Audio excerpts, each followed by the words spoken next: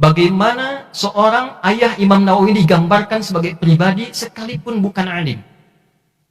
Beliau bukan tuan guru, hanya seorang yang punya toko saja, tapi diberkahi oleh Allah dengan dua hal. Satu sifat zuhud, mencukupkan kebutuhan dunia sesuai dengan yang diperlukan.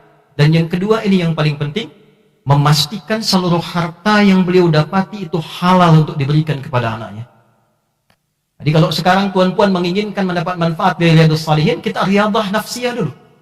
Dapatkan semua yang kita hasilkan itu halal, barulah manfaat semua kitab yang kita baca. Dan yang paling menarik, Imam An-Nawawi Yahya ini tidak pernah mendapatkan makanan selama hidupnya, kecuali dalam jamuan besar. Tidak pernah mendapatkan makanan dalam selama hidupnya sampai meninggal, kecuali dari ayahnya saja, untuk memastikan semua makanan yang dikonsumsi halal selama hidup. Nanti Imam Nawawi meninggal, ayah masih hidup sampai 7 tahun setelah itu. Makan cuma sekali, ba'da isya. Dikirimkan 2 menu saja, kue kering 1, yang kedua zaitun. Makannya ba'da isya sekali, minumnya sekali sebelum fajar di waktu sahar. Imam Nawawi. 2 berkah nama. Allah ilhamkan kepada ayahandanya untuk memberikan nama kepada Nawawi dengan nama Yahya. Silahkan Bapak Ibu tengok, Puan-puan tengok, bagaimana korelasi nama ini dengan implementasi kehidupannya yang haus akan ilmu. Yahya disebutkan dalam Al-Quran sebanyak 5 kali. Quran surah 3 di ayat 39, Quran surah 6 di ayat 85, Quran surah 19 di ayat ke-7, Quran surah ke-19 di ayat ke-12, dan Quran surah ke-21 di ayat ke-90.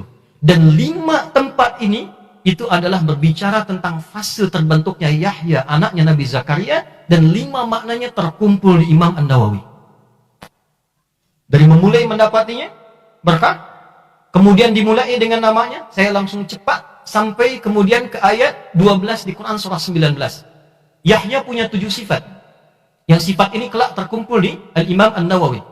Ya Yahya khudhil kitaba, al-kitab biquwwah wa atainahu al-hukma sabiyya wa hananan min ladunna wa zakatan wa kana taqiyya. 5. Wa barran biwalidayhi. 6. Wa lam yakun jabbaran asiyya. 7. Dapat 7 ini Allah anugerahkan 3 hal. Sekarang didapati Imam Nawawi. Wa salamun alaihi yawma wulida wa yawma yamutu. 10. Wa yawma yub'atsu hayya wa tilka asyaratun kamilah. Dibentuk dari sejak kecil dengan harta yang halal, dengan kekuatan pendekatan pada Allah. Apa yang terjadi?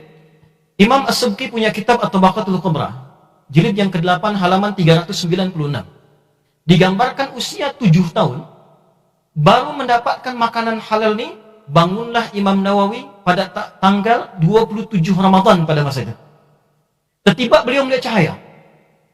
Ayahnya tak tahu. Bangunlah kemudian ayahnya Syaraf ini. Lalu anaknya kata, ada cahaya di ruangan kita saat ini. Tak ada yang lihat satupun. Barulah tersadar bahwa malam itu Lailatul Qadar. Keberkahan kemudian berlanjut usia 10 tahun. Datanglah Syekh Yusuf bin Yasin Al-Karamashi.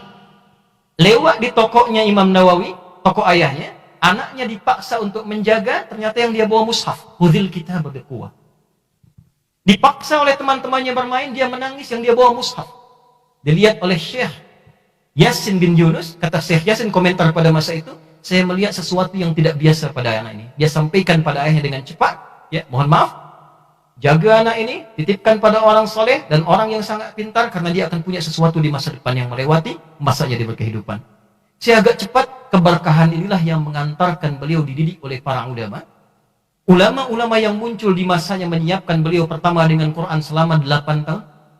Mulai dengan Quran, merujuk pada hadis yang diajarkan Syekh kami, Al-Bukhari nomor hadis 5027. Imam Al-Bukhari menerima dari Hajjaj bin Minhal, Hajjaj bin Minhal menerima dari Syu'bah, Syu'bah menerima dari Alqamah bin Marthad, Alqamah bin Marthad menerima dari Sa'ad bin Ubaidah, Sa'ad bin Ubaidah menerima dari Abu Abdurrahman As-Sulami, Abu Abdurrahman As-Sulami menerima dari Uthman bin Affan, Uthman bin Affan radhiyallahu ta'ala anhu menerima dari Nabi Muhammad sallallahu alaihi wasallam, qal khairukum man ta'allama al-Qur'ana wa 'allama. Ya Yahya khudhil kitaba biquwwah. Di antara makna Al-Quran adalah kitab. Jadi memulai itu supaya kita bisa membaca dengan qalbu, dekatkan dari kita dengan Allah, mulai dengan Al-Quran.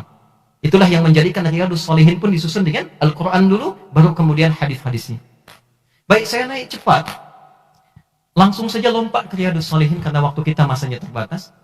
Riyadhus Shalihin terdiri dari 1896 hadis. 19 topik. Satu topik khusus untuk mukaddimah, dia berisi 680 hadis. Dibagi ke 4 subtopik. Topik untuk pribadi, kita sebagai pribadi individu. Topik yang kedua untuk topik keluarga. Topik ketiga untuk kehidupan sosial masyarakat. Dan yang keempat untuk pemerintah. Izin Datuk Seri, itu akhir 653 sampai 680, 27 hadis dikhususkan untuk pemerintahan. Bisa akan ingin beliau membuat satu runtutan bab, kita baik secara pribadi, lalu kebaikan dibawa dalam lingkup kehidupan keluarga, dari keluarga dibawa ke dalam konteks sosial, di dalam konteks sosial diterapkan dalam kehidupan bermasyarakat, dalam pemerintahan.